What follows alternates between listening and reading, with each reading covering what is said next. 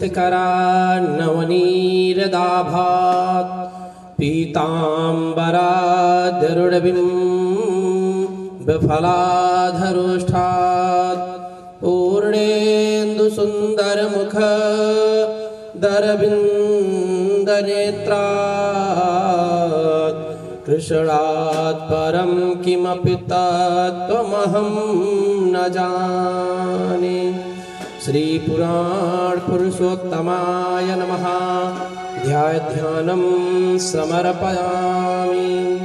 पुनः हाथ में अक्षत पुष्प लेकर पूज्य व्यास भगवान का ध्यान करें।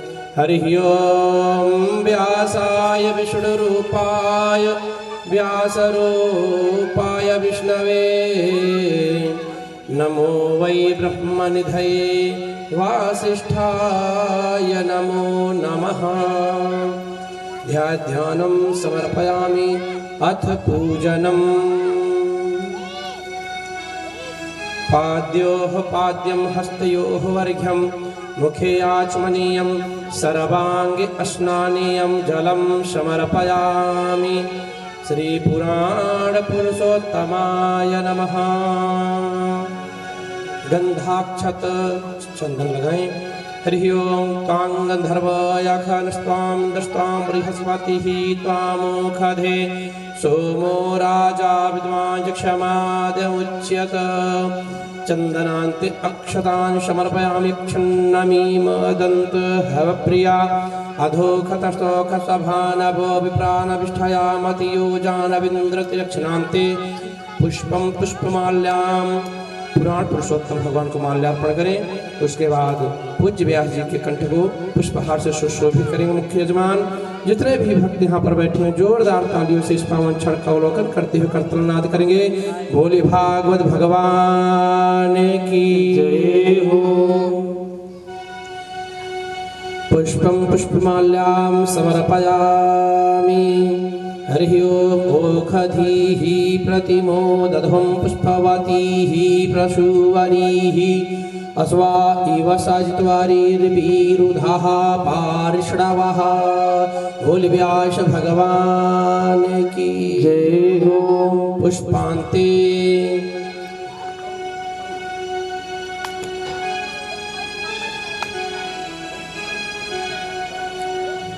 समस्त ग्रामवासियों व नगरवासियों को एक बार पुनः सूचित किया जाता है कि पूज्य महाराज श्री मंच पर मंचासीन हो चुके हैं। अतः आप समस्त भक्त जल्द से जल्द कथा पांडाल में पधार कर पूज्य महाराज श्री की पावन मुखार बिंदु से प्रवाहित हो रही श्रीमद् भागवत सप्ताह ज्ञान यज्ञ की चतुर्दिवस की मंगलमय कथा को श्रवण करते हुए अपने मानव जीवन को कृतार्थ करें। ओम ब्रह्मणोष मुखमासीद् बाहुराजन्यः कृतः ऊरू तदस्य जतवैश्यः पद्भ्यां शूद्रो वजायत। धूपम् आघ्रापयामि धूपान्ते प्रत्यक्षदीपं वैदिक आरार्तिक्यम्। धूपबत्ती लगा दें। इसके बाद दीपक दिखाएं। हरि ओम चंद्रमा मनसो जात चक्षुः सूर्यो भजायत श्रोत्रा वायुष प्राणश मुखादग्निरजायत। श्री पुराण पुरुषोत्तमाय नमः। श्री व्यास पुरुषाय नमः। आरार्तिक्यांते जलिं शीतलीकरणं हस्त प्रक्षाल्य ततः नैवेद्यं निवेदयामि नाभ्यायाशीदन्तार्क्षगुं शिष्णोर्द्युः समवर्ततात् पद्भ्यां भूमिर्दृशः श्रोत्रान् तथा लोकान् अकल्पयन्। नैवेद्यं निवेदयामि नैवेद्यान्ते ऋत्फलानान्ते एलालं पुंगे फलसहितं क्षुद्ध्यर्थे समस्ताम्बूलं समर्पयामि। तथा आचमनीयं जलं समर्पयामि। श्री पुराण पुरुषोत्तमाय नमः। अथ द्रव्य दक्षिणां। भगवान को दक्षिणार्पण करें। उसके बाद पूज्य व्यास जी को दक्षिणार्पण करें। उपस्थित वैदिक आचार्यों को तिलक लगाकर दक्षिणा प्रदान करेंगे मुख्य यजमान। हरि ओम यद्दत्तं यत्परादानं यत्पूर्वं याश्च दक्षिण तदग्निवैश्वकर्मणस्वरदेवेषु नो दधत् हिरण्यगर्भः श्यामवर्तताग्रे भूतस्य जातः पतिरेकयासि सदाधार पृथिवीं देहमुते मां कस्मै देवाय हविखा विधेम।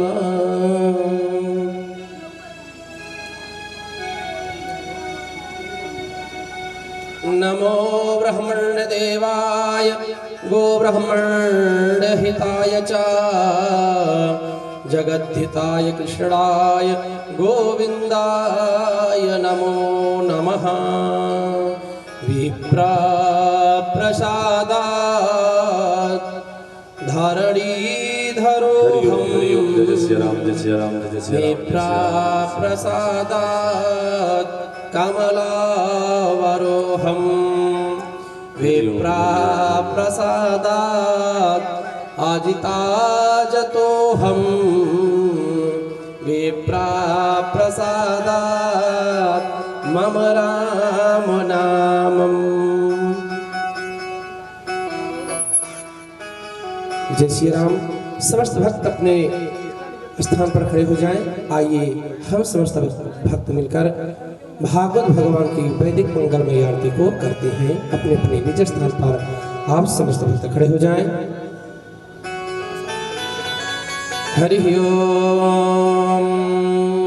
चंद्रमा मनसो जातश्चक्षुः सूर्यो अजायत श्रोत्राद्वायुश्च प्राणश्च मुखादग्निरजायत इदगुं हविः प्रजननं मे अस्तु दासाभिरगुं शर्भगणगुं स्वस्ताय आत्मा शानि प्रजा शानि पशु शानि लोक सन्न्यभय शानि हे जगनीं प्रजां बहुलां मे करत्तन्नं पयोरेतो असमासु धत्त जलेन शीतलीकरणं हस्तप्रक्षाल्यारार्तिग्रहणं पुष्पाभिदेवाभिवन्दनं। हरि ओम। जगनेन यज्ञमायजं तदेवास्तानि धर्माणि प्रथम न्यासन्नातेहनाकं महिमानः सचन्त्र यत्र पूर्वे साद्याः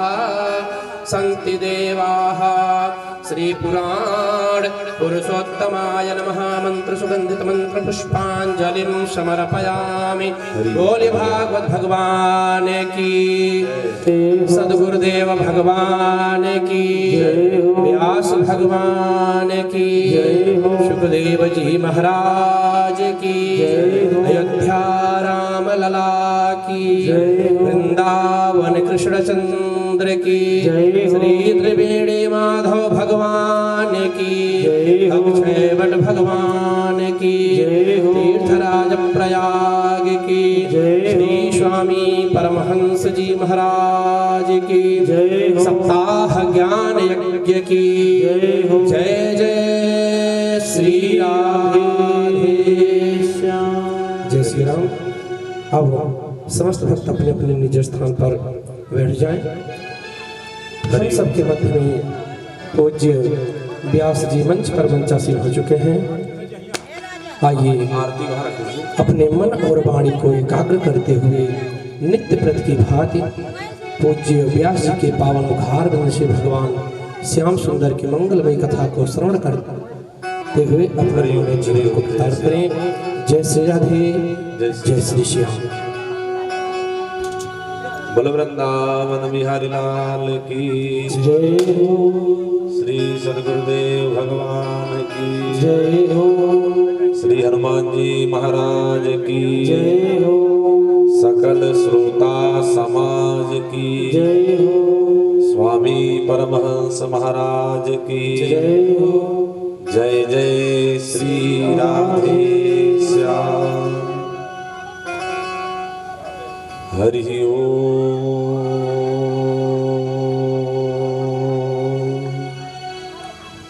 श्री गणेशाय नमः। श्री सरस्वत्यै नमः। श्री गुरुचरण कमलेभ्यो नमः। ध्येयं सदा परिभवग्नमभीष्टदोहम् तीर्थस्पदं शिवविरिञ्च नुतं शरण्यम् भृत्यार्तिहं प्रणतपालभवाब्धिपोतम् वन्दे महापुरुषते चरणारविन्दम् त्यक्त्वा स्तुतुस्त्यजसुरेप्सितराजलक्ष्मी धर्मिष्ठ आर्य वचसां यद्गादरण्यम् मायामृगं दयितयेप्सितमन्वधावत् वन्दे महापुरुषते चरणारविन्दम् गन्तुमीशेन पदमात्रं लङ्घनिर्यो महागिरिः स्वामिनः पदकारुण्यं शरणं मम केवलम् श्रीसीतानाथ समारम्भां श्रीरामानन्दार्य मध्यमाम् अस्मदाचार्यपर्यन्तां वन्दे गुरुं परम्पराम् उल्लङ्घ्य सिन्धोः सलिलं सलीलं यः शोकबह्निः जनकात्मजाया आदाय तेनैव ददाह लङ्कां नमामि तं प्राञ्जलिराञ्जनेयम् नारायणं नमस्कृत्य नरं चैव नरोत्तमं देवीं सरस्वतीं व्यासं ततो जयमुदीरयेत् भक्तिभक्त भगवन्त गुरु चतुर्नाम वपु एक तिनके पद बंदन किए नासत विघ्न अनेक जिनकी सेवा भाव से मुग्ध भये श्री राम ऐसे उन बजरंग को बारंबार प्रणाम। सिय मांडवी उर्मिला श्रुति कीरति बरवाम चारि सुवन चार्यो रतन तुलसी करत प्रणाम। अपने अपने घरन की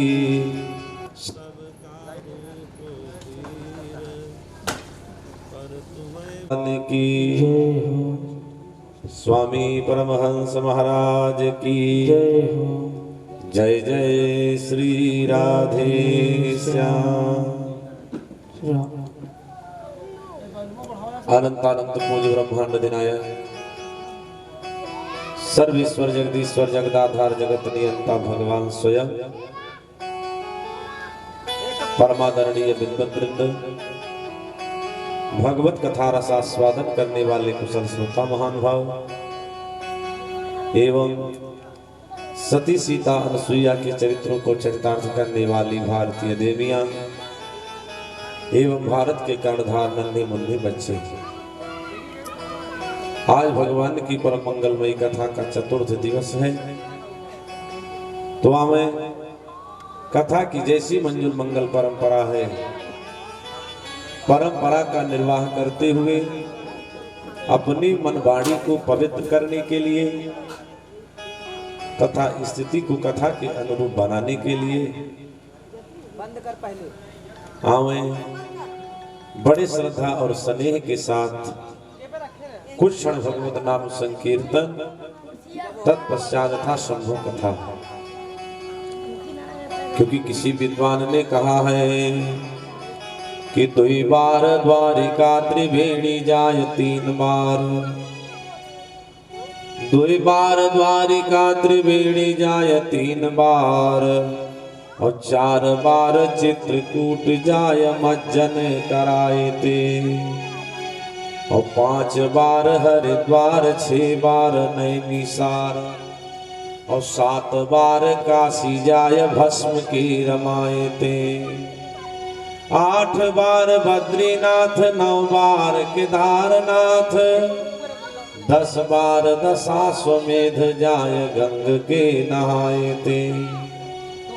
तो या में फल होत जितना सब तीर्थन के जाए ते, उतने फल होत सिर्फ राम नाम गाए ते। बोलिए भक्त भगवान की।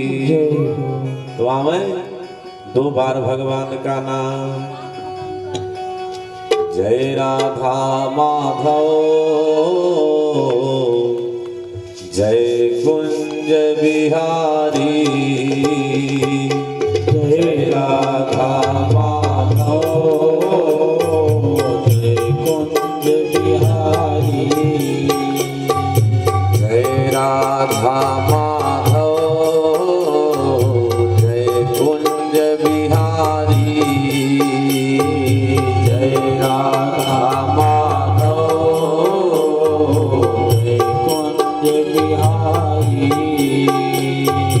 जय गोपी जन वल्लभ, जय गिरिवरधारी, जय गोपी जन वल्लभ, जय गिरिवरधारी, जय राधा माधव,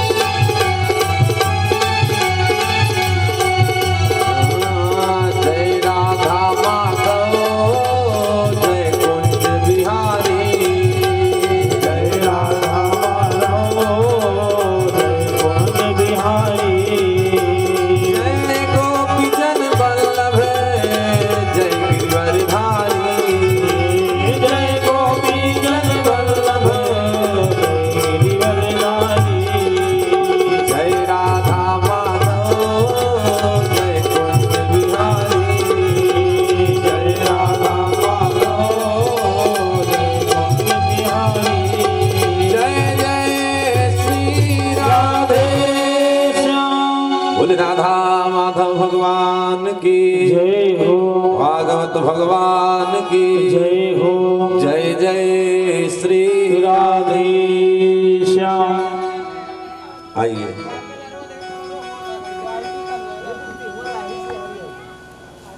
आइए अब कथा में प्रवेश करते हैं। कल की कथा में आप लोगों ने श्रवण किया, भगवान ने नरसिंह का अवतार धारण किया।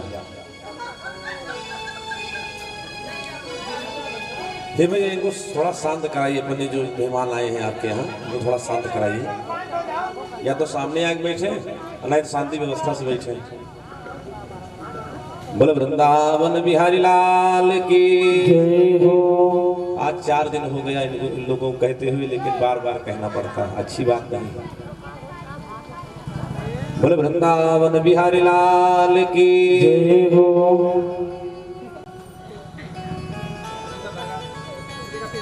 कि सहे सुरन बहुकाल विषादा और नर हरि प्रगट कीन प्रहलादा। इनको शांत कराओ, ये भगाओ यहाँ से, यहाँ कोई काम नहीं किसी का। बाजा के पास आप अकेले बैठो, उसके अलावा किसी को मत बैठो। हटाओ यहाँ से सबको, कुर्सी हटाओ यहाँ से। यहाँ बैठेंगे हल्ला गुल्ला करेंगे बिना मतलब का। बोले वृंदावन बिहारी लाल की जय हो। प्रहलाद जी के ऊपर जब विशेष संकट आया, भगवान ने नरसिंह का अवतार धारण किया और नरसिंह का अवतार धारण करके भगवान ने हिरण्याकशिप का उद्धार किया।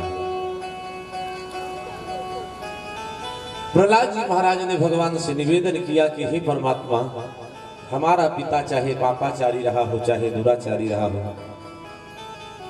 आप हमें यही वरदान दीजिए कि उसकी अधोगति ना हो, उसकी अधोगति ना हो।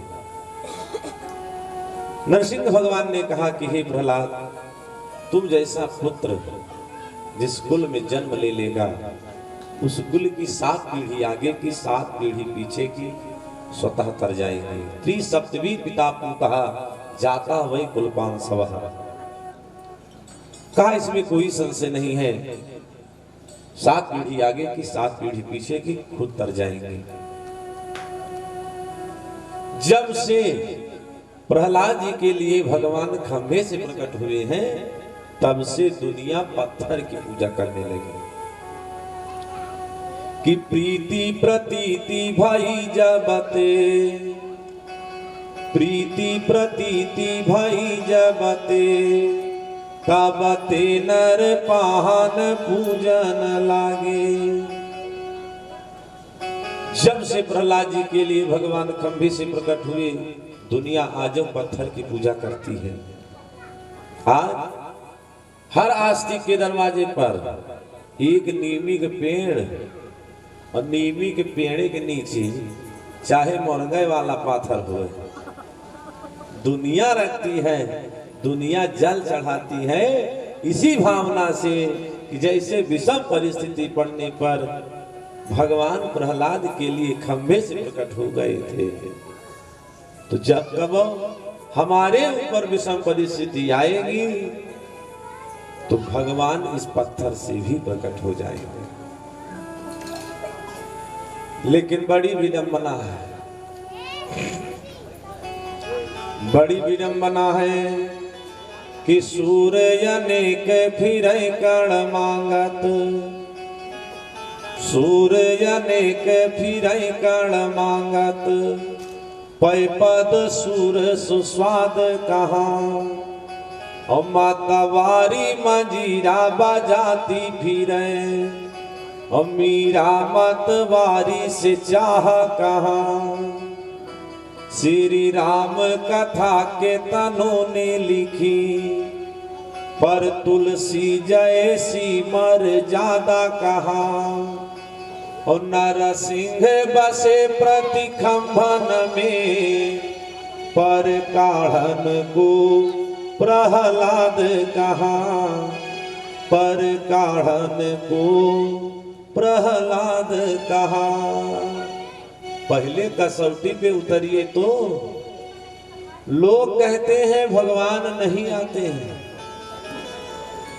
हम चाहे जितनी पूजा पाठ करते हैं भगवान की कृपा नहीं होती है, भगवान नहीं मिलते हैं। नीचे संतों ने बताया कि दुनिया वालों, जब आपके पास भगवान आवेंगे तो ये जरूरी नहीं है कि जब भगवान आपके पास आवेंगे तो चारों हाथ वाले आएंगे। ये जरूरी नहीं है चारों हाथ वाले आएंगे। जब भगवान राम जी का अवतार हुआ है तो एक साधारण मानव के रूप में भगवान अवतार लिए हैं। तो भगवान कब किसके ऊपर किस रूप से कृपा करना चाहे, इसको भगवान स्वयं जानते हैं। इसीलिए कहा गया है कि तुलसी यही जग आई के, तुलसी यही जग आई के, अरे सबसे मिलिए धाय, और ना जानी के ही वेश में नारायण मिल जाए, नारायण मिल जाए। कहा इस संसार में कब किसके ऊपर भगवान किस रूप से कृपा करना चाहे, इसका निर्णय स्वयं भगवान ही कर सकते हैं। एक महाराष्ट्र में एक संत हुए जिनका नाम नामदेव था। नामदेव एक दिन रसोई तैयार किया, रोटी बनाए, विचार किया कि पानी लेके आवे, भोग लगावे तो प्रसाद ग्रहण किया जाएगा। गए पानी लाने के लिए, तब तक एक कुत्ता आया, लेके रोटी भगा। आगे आगे कुत्ता रोटी लेकर के भगा, पीछे पीछे नामदेव लेहे घी की कटोरी भाग रहे हैं। कहा परमात्मा, हमें नहीं मालूम था कि आपको इतनी तीव्र भूख लगी है। अरे रूखी रोटी कैसे खाओगे, रोटी तो ले करके जा रहे हो, घी तो अब कटोरी में रखा है, थोड़ा रुक जाइए, रोटी में घी लगा दे तब खाइएगा। परिणाम क्या होता है, उसी कुत्ते के रूप में भगवान को प्रकट होना पड़ा। बोलिए भक्त और भगवान की जय हो। पहले कसौटी पे उतरिए, पहले उतनी तपस्या अर्जित कीजिए, तो भगवान क्यों नहीं आवेंगे। आज की स्थिति बड़ी विचित्र है। सब काम बढ़िया हो रहा है तो काम हम बढ़िया कर रहे हैं, अब कार्य अगर बिगड़ गया तो क्या बतावें, भगवान बिगाड़ दिए। माने बनाने की जिम्मेदारी आपकी है तो बिगाड़ने के भगवान की है, बिगाड़ने के लिए भगवान है।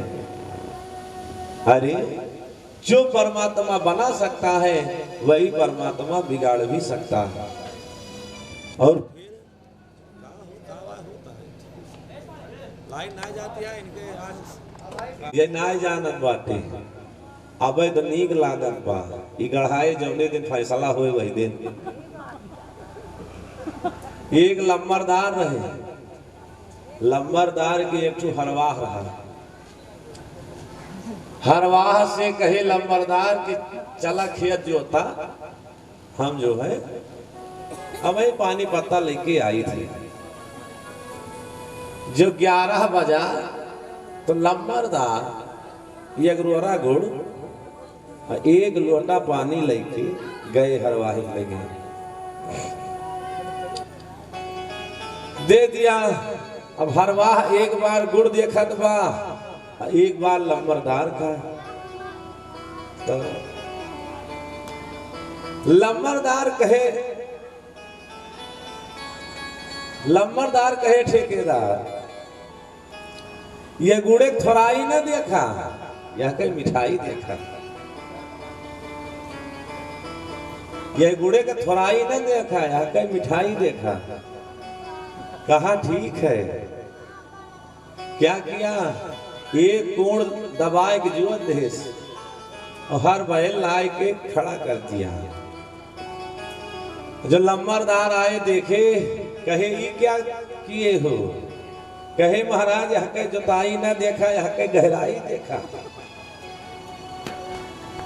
लम्बरदार कहे कौनो बात नहीं है, मंजूरिया तो हम हिंग दिए। वाह, जो मंजूरिया दिया तो पता चले। जब मंजूरी की बारी आई तो आधा धान आधा कटकर नाप दिए लम्बरदार। अब हरवाह लेके चला मुस्किया। जो देख रहा है कह रहा है कि आज तो खूब पाया, खूब मिला। हरवाह कहा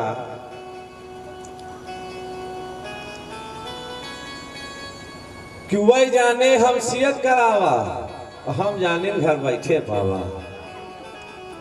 तो बाजा बना रहे तो सब ठीक रहे, नहीं तो सब है परदेसी। और साहेब जो बताए थे ना ट्रेनिंग यह है, तो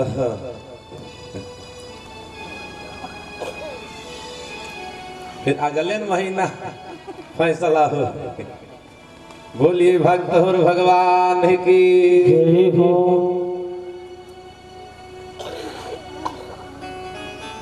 प्रहलाद जी महाराज के ऊपर भगवान कृपा किए। सहे सुरन बहुकाल विषादा, नरहरि प्रगट कीन प्रहलादा।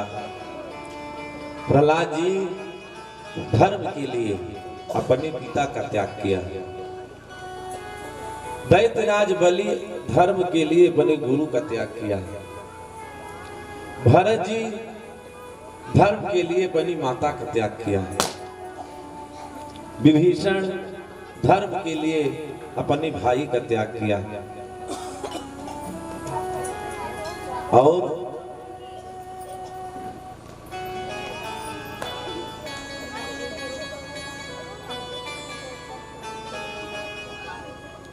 प्रहलाद जी महाराज के ऊपर भगवान की कृपा हुई। भगवान हिरण्याकशिप का उद्धार किया। यही पे भागवत का 7वां स्कंद पूरा होता है। 8वें स्कंद में मनवंतरों की चर्चा है। श्री सुखदेव जी बताए राजा, किसी मनवंतर में एक हाथी का परिवार रहता था जिसे दुनिया गजेंद्र कहती थी। एक दिन गजेंद्र अपने पूरे परिवार के साथ जाता है मानसरोवर में स्नान करने के लिए। कि आसीन गिरिवरो राजन त्रिकूट इति विश्रुतः। एक त्रिकूटाचल पर्वत है जहां पर हाथी का बहुत बड़ा परिवार रहता है जिसे लोग गजेंद्र कहते हैं। एक दिन गजेंद्र अपने परिवार के हाथियों के साथ जाता है मानसरोवर में स्नान करने के लिए। पहले स्नान किया, फिर एक दूसरे के ऊपर सूंड में जल भर भर करके डालने लगे, खेलने लगे। जैसे आजकल देखा जाता है कि लोग तीर्थों में जाते हैं, मंदिर में जाते हैं तो दर्शन तो कम करते हैं लेकिन फोटो ज्यादा खींचते हैं, सेल्फी ज्यादा लेते हैं। जबकि अगर वह लौट के आवे घरे दर्शन करके उनसे पूछ लिया जाए भगवान कौने रंग पोशाक पहने थे तो नहीं बता पावे, लेकिन कौन सी फोटो कैसे खींचनी है, कौने पोजीशन में खींचनी है, सब मालूम है। अब गजेंद्र अपने परिवार वालों के साथ इतना मग्न हो गया कि एक मगरमच्छ आया और ग्राह गजेंद्र के पैर को पकड़ करके खींचने लगा कि तत्र कस्मिन् निशिदैवनुदितो ग्राहो बलिया चरणेरुषाग्रही यदिच्छयैवं व्यसनं गतो ग्रजो यथा बलम सोति बलम विचक्रमे। एक ग्राह माने मगरमच्छ आता है, गजेंद्र के पैर को पकड़ करके खींचने लगा। जब पैर को पकड़ करके खींचने लगा, गजेंद्र ने विचार किया कि हम कौनो मामूली हाथी नहीं है, 1000 हाथी की ताकत हमारे शरीर में है। हम अपनी ताकत का प्रदर्शन करेंगे और ग्राह के मुख से अपना पैर निकलवा लेंगे। लेकिन सबकी अपनी अपनी गति होती है। स्थान परिवर्तन के बाद व्यक्ति की गति बाधित हो जाती है। जैसे कोई व्यक्ति हो, भले ही घुटना काम नहीं कर रहा है, चल फिर नहीं पा रहे हैं, लेकिन अगर आफत कौनो पड़ जाए तो खुले मैदान में ज्यादा नहीं 4-6 कदम तो दौड़ ही सकते हैं, भले नहीं चल पाते। कौनो विपद पड़ जाए तो 4-6 कदम 10 कदम दौड़ सकते हैं, लेकिन पानी में दौड़ावा जाए तो मोहे भले फाट पड़ी है। क्योंकि हर व्यक्ति की गति स्थान परिवर्तन के बाद अलग अलग होती है। अब ग्राह जलचर जंतु है, गजेंद्र थलचर जंतु है। ग्राह की तो पूरी ताकत काम में आ रही है, लेकिन गजेंद्र की ताकत पानी में कौनो काम नहीं दे रही है। जब देखा गजेंद्र ने कि कोई हमारी ताकत काम में नहीं आई, अपने परिवार वालों की ओर देखा। परिवार के जितने हाथी हथनियां थी सब सूंड में सूंड लगा लगा करके गजेंद्र को खींचना शुरू किया, लेकिन कौनो सफलता नहीं मिली। जब कोई सफलता नहीं मिली तब गजेंद्र को विश्वास हो गया कि अब इस संसार में अगर कोई मुझे बचा सकता है तो केवल भगवान। अपनी सूंड में एक कमल का पुष्प लिया और भगवान की स्तुति करने लगा कि ओम नमो भगवते तस्मै यत एतच्चिदात्मकं पुरुषायादि बीजाय परेशाया धीमहि। हे परमात्मा, जो परमात्मा इस संसार के भीतर प्रवेश करके जड़ वस्तुओं को भी जो चैतन्य स्वरूप प्रदान करते हैं, ऐसे परमात्मा से निवेदन है कि या करके हमारी रक्षा करें और इस ग्राह के चंगुल से हमें आजादी दिलावे, मुक्त करावे। जब गजेंद्र ने पुकार लगाया तो चींटी के पांव में घूंघूर बाजे, अरे तब भी साहिब सुनता है। जब करुण क्रंदन किया, जब विशेष आवाज लगाया तो भगवान भी आने में विलंब नहीं किया। कितनी जल्दी आए कि हाथ पकड़ कमला कहो, हाथ पकड़ कमला कहो, अरे कहाँ चले यदुनाथ।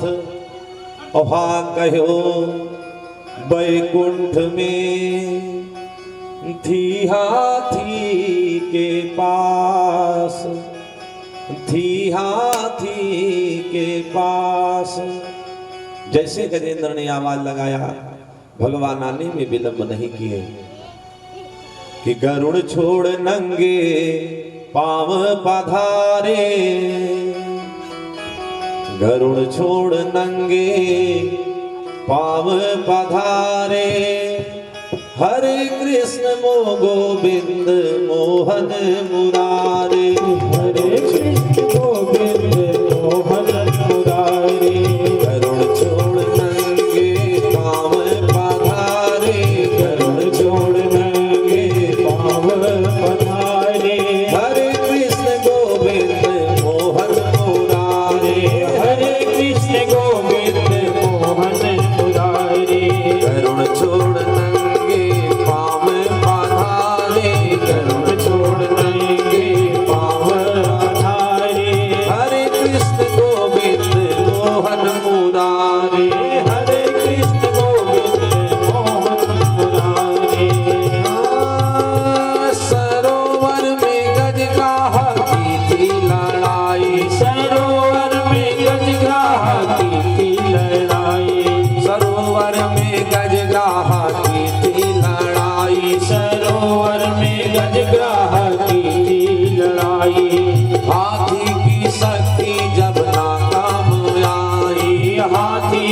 शक्ति झगड़ा काम आए। कल हो के उसने प्रभु को पुकारे, हरे कृष्ण गोविंद मोहन मुरारे। हरे कृष्ण गोविंद मोहन मुरारे। हरे कृष्ण गोविंद मोहन मुरारे।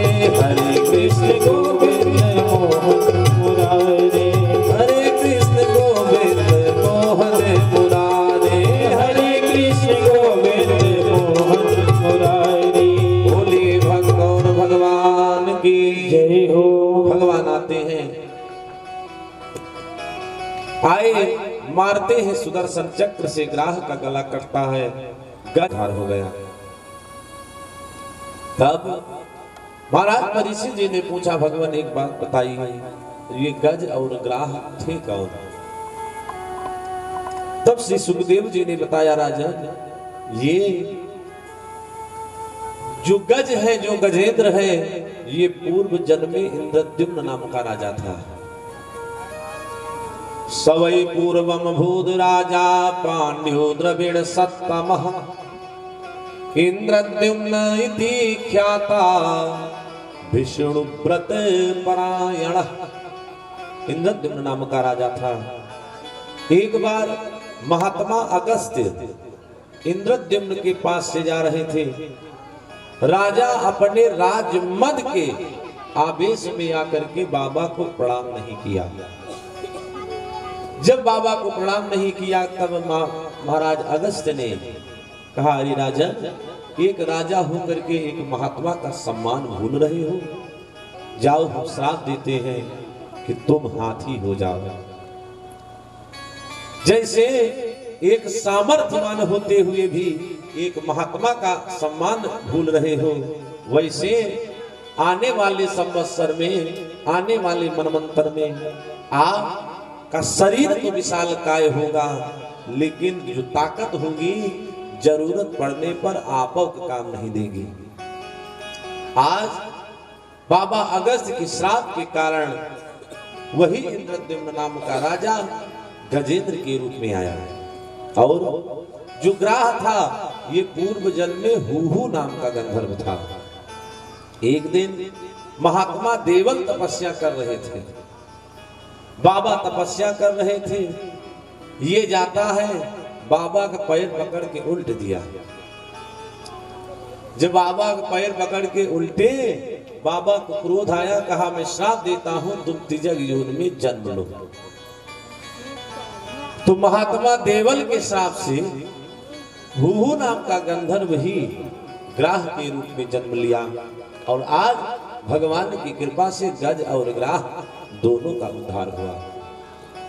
फिर एक दिन महर्षि दुर्वासा ऋषि जाते हैं भगवान के धाम वैकुंठ, वैकुंठपुरी जाते हैं भगवान नारायण का दर्शन करने के लिए। जब बाबा आने लगे, भगवान ने क्या किया, अपने गले का हार, पारिजात पुष्प का हार बाबा को प्रसाद के रूप में दे दिया। अब बाबा प्रसाद रूपी माला को लेके आ रहे थे, रास्ते में देवराज इंद्र से भेंट हुई। जब देवराज इंद्र को देखा, दुर्वासा ऋषि ने विचार किया कि क्यों ना हम भगवान की इस प्रसाद रूपी माला को अपने राजा स्वर्ग के राजा देवराज इंद्र को प्रदान करें। जब प्रसाद रूपी माला को देवराज इंद्र को दिया है दुर्वासा ऋषि ने, तो देवराज इंद्र अपने राज्य के मद में कि हम स्वर्ग के राजा हैं, और बाबा हमें ये मैली कुचैली और बासी माला दे रहे हैं, वो भी पहनी हुई। क्या किया, माला को उठा करके ऐरावत हाथी पर फेंक दिया, और ऐरावत हाथी ने क्या किया, उस माला को अपने सर से नीचे करके पैर के नीचे गिरा करके कुचल दिया। जब दुर्वासा ऋषि देखे कि भगवान की प्रसाद रूपी माला का इतना बड़ा अपमान, तब बाबा से रहा नहीं गया, क्योंकि भगवान की प्रसाद का अपमान करने का बहुत बड़ा पाप होता है कि सब अपराध कटत राम नाम रटत, पर छह अपराध नहीं कटत राम नाम रटत। दुनिया के जितने अपराध हैं भगवान का नाम लेने से कट जाते हैं, लेकिन जीवन की 6 पाप ऐसे हैं जो भगवान का नाम लेने से भी नहीं करते। तो वो 6 पाप हैं कौन कौन से? पहला पाप है कि भगवान की मूर्ति को, भगवान की मूर्ति या भगवान के चित्रपट को साधारण पत्थर या साधारण कागज समझना, ये पहला पाप है कि भगवान की मूर्ति को साधारण पत्थर समझना। दूसरा पाप है भगवान को लगे हुए भोग को साधारण अन्न समझना। तीसरा पाप है भगवान के चरणामृत को साधारण जल समझना, क्योंकि भगवान का चरणामृत बड़ा ही लाभदायक है। अकाल मृत्यु हरणम सर्व व्याधि विनाशनम विष्णुपादोदकं पीत्वा पुनर्जन्म न विद्यते। तो तीसरा पाप है भगवान के चरणामृत को साधारण जल समझना। चौथा पाप है गुरु को साधारण मनुष्य समझना, क्योंकि गुरुर ब्रह्मा गुरुर्विष्णु गुरुर्देवो महेश्वरः गुरुर साक्षात् परब्रह्म तस्मै श्री गुरुवे नमः। गुरु को परब्रह्म की संज्ञा दी गई है। इसी का ठीक रूपांतरण बाबा गोस्वामी तुलसीदास जी ने किया कि बंदौ गुरुपद कंज कृपा सिंधु नर रूप हरि महामोह तम पुंज जासु बचन रवि कर निकर। तो चौथा पाप है गुरु को साधारण मनुष्य समझना। पांचवा पाप है गुरु मंत्र को साधारण वाक्य समझना। जो गुरु बाबा कान में मंत्र दिए हैं वो साधारण वाक्य नहीं है। छठवां और अंतिम पाप है विरक्त संतों का जाति और पाति देखना, क्योंकि साधु जाति न पूछिए पूछ लीजिए ज्ञान, हरि मोल करो तलवार का और पड़ी रहने दो म्यान, पड़ी रहने दो म्यान।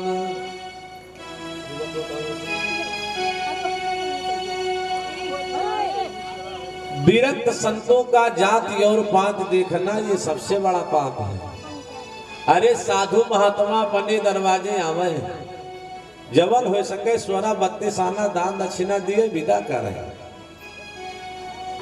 ये कोई जरूरी नहीं है कि उनके कुल खानदान कुंडली विचार है,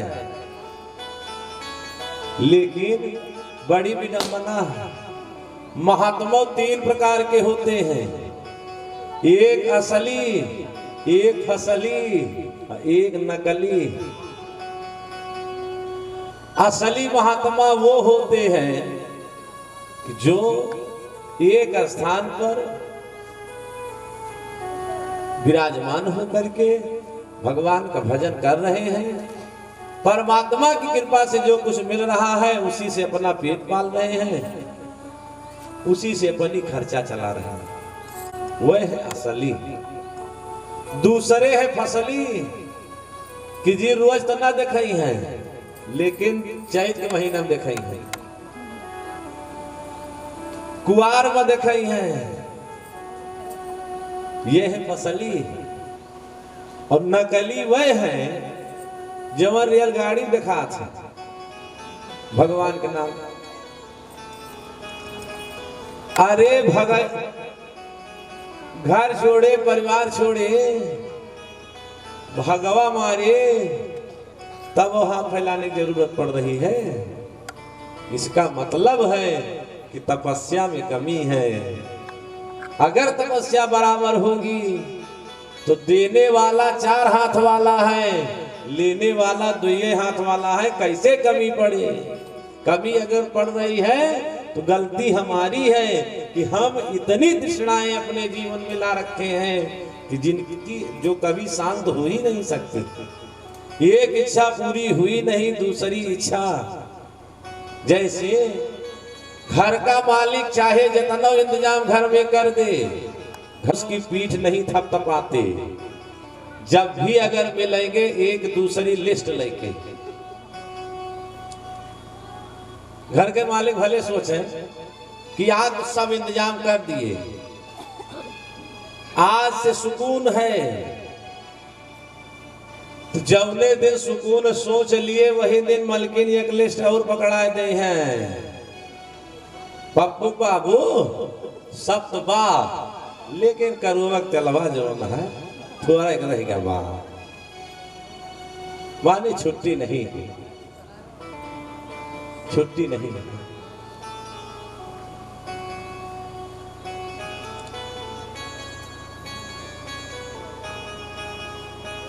तो कहने का तात्पर्य इन 6 अपराधों से व्यक्ति को बचना चाहिए। 6 अपराधों से व्यक्ति को बचना चाहिए। अब दुर्वासा ऋषि ने श्राप दे दिया देवराज इंद्र को कि हे देवराज, जिस राज्य के मद में, जिस धन के मद में तुम भगवान के प्रसाद का अपमान कर रहे हो, मैं श्राप देता हूं वो राज्य तुम्हारा नष्ट हो जाएगा। अब दुर्वासा के श्राप से लक्ष्मी जी रसातल में चली गई और एक गिलास दुर्वासा के श्राप से लक्ष्मी जी रसातल में चली गई। फिर उस समय दैत्यों के राजा बलि थे। शुक्राचार्य जो दैत्यों के गुरु हैं, आदेश दिया, कहा बलि आक्रमण करो स्वर्ग पर और तीनों लोग अपने कब्जे में लो। बलि आक्रमण करता है, सारे देवता परास्त हो गए।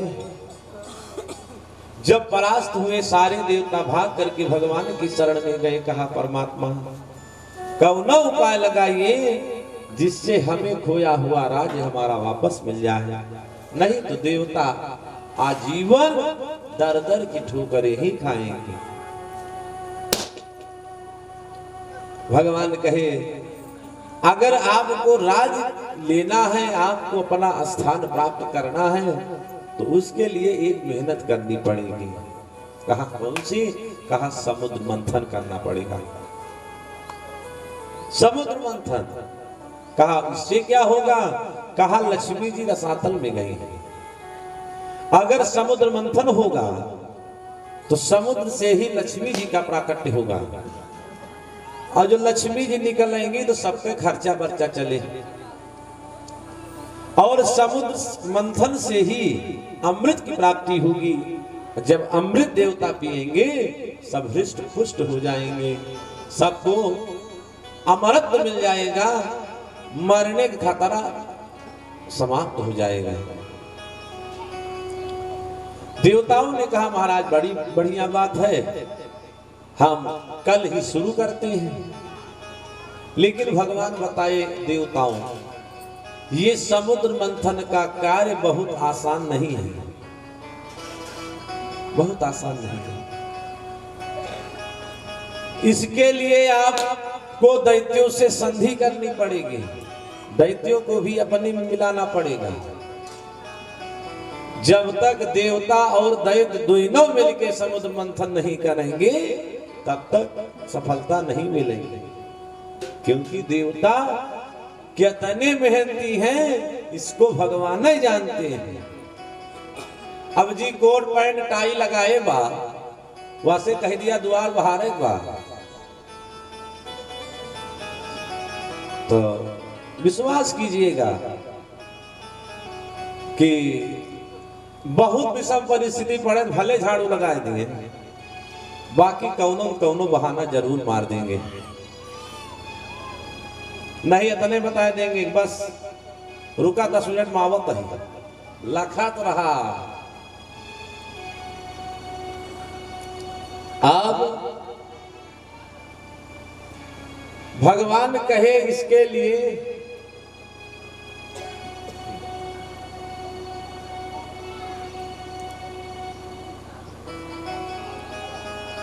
लिए आपको दैत्यों से संधि करनी पड़ेगी। सारे देवता कहे महाराज कोई व्यक्ति हमसे संधि करेगा क्यों? कहा लोभ में, लालच में। कहा किस लालच में? कहा अमृत। क्योंकि लोभ से जाती है जाति और पाती, और प्रतीति तब जाति कहे कतेते, और राती तब जाति सुधा कर से, कुल जाता है धाकर धाम धरे से। लोभ के वशीभूत होकर के व्यक्ति क्या कर जाए कुछ नहीं कहा जा सकता। कहा दैत्यों को अमृत का लोभ दे करके इनसे मेहनत करवाओ, संधि कराओ। देवता कहे महाराज जो दैत्य बिना अमृत पिए किसी को जीवित नहीं छोड़ते हैं, अगर वह अमृत पी लेंगे तो दुनिया का जीना और मुश्किल कर देंगे। भगवान कहे देवताओं दैत्यों से संधि करो, मेहनत बराबर लो, लेकिन व्यवहार अहिंसक वध करना। जैसे सांप और चूहे का व्यवहार होता है वही व्यवहार आप लोगों को दैत्यों के साथ करना है। एक बार एक सांप पिटारी में बंद था, बाहर चूहा खेल रहा था। सांप ने कहा चूहे से भैया अगर आप यह पिटारी काट दो तो हम आपको एक मणि देंगे। बेचारा चूहा मणि के लोभ में आकर के पिटारी को काट दिया। जब पिटारी को काटा सांप बाहर निकलता है, जैसे बाहर निकला सांप चूहे को निगल गया। आज भगवान यही सूत्र देवताओं को बता रहे हैं दैत्यों के साथ अपनाने के लिए। फिर सारे देवता निवेदन किए, कहा महाराज बिना मथानी के मंथन कैसे होगा? भगवान बताए मंदराचल पर्वत को मथानी के रूप में उपयुक्त करो, वासुकी नाग को रस्सी के रूप में। अब सारे देवता सारे दैत्य पहुंच गए क्षीर सागर के पास। एक तरफ देवता लगते हैं, एक तरफ दैत्य लगते हैं। समुद्र मंथन का कार्य प्रारंभ हुआ। जब समुद्र मंथन का कार्य प्रारंभ हुआ, अब कभी भी किसी वस्तु का अगर मंथन किया जाता है तो जिस पात्र में सामग्री होती है उस पात्र की एक सतह होती है, लेकिन समुद्र में कोई सतह नहीं थी। समुद्र में कोई सतह नहीं थी। परिणामतः मंदराचल पर्वत रसातल में जाने लगा। जब मंदराचल पर्वत रसातल में जाने लगा, सारे देवता सारे दैत्य हाय हाय करने लगे। कहा जब मथनिये नहीं रहेगी तो मंथन कैसे होगा? तुरंत भगवान वहीं पर एक आवेशावतार ग्रहण किया कछुए का। बोले कच्छप भगवान के जय हो। भगवान ने कछुए का रूप धारण किया और मंदराचल को अपनी पीठ पे उठा लिया।